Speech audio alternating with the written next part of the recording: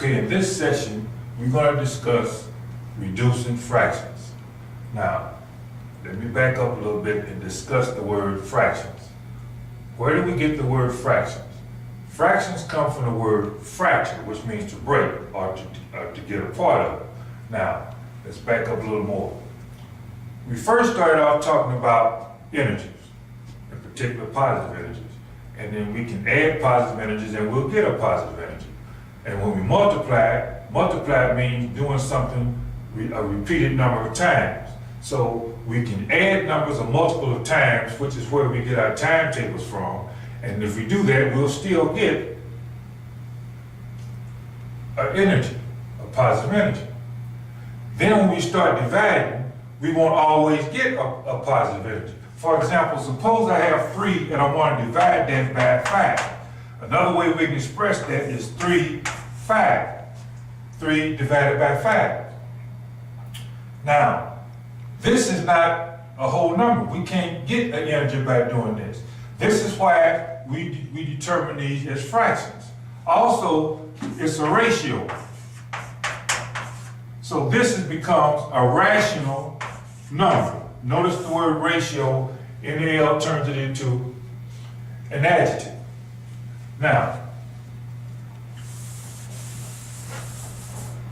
when we have a fraction or a rational number, let's take 3/5. The bottom tells us what we have. In this case, fifths. We call that a denominator.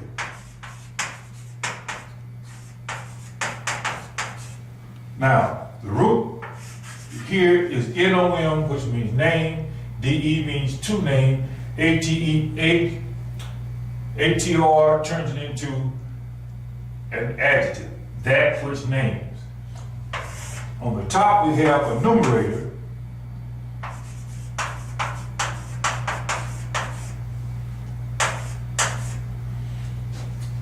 In other words, that which counts.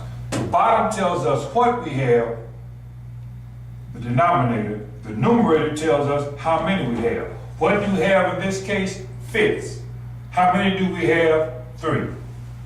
Now, in the prior section, we talked about writing composite numbers as a product of their prime factors. Sometimes when we have fractions, we'll have composite numbers, for example, 12 over 18, that have prime factors in common. For example, in 12, we'll have 2 times 2 times 3. 18 is 3 times 3 times 2.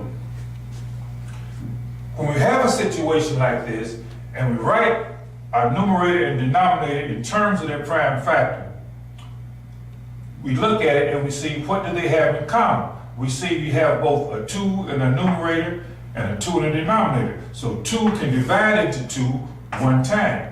3 can divide into 3 one time. Notice I use the word divide because that's what we're doing here. I didn't want to use the word cancel because there's no mathematical operation called cancel. We really divide, and I'm using the word divide to tell us exactly what we're doing.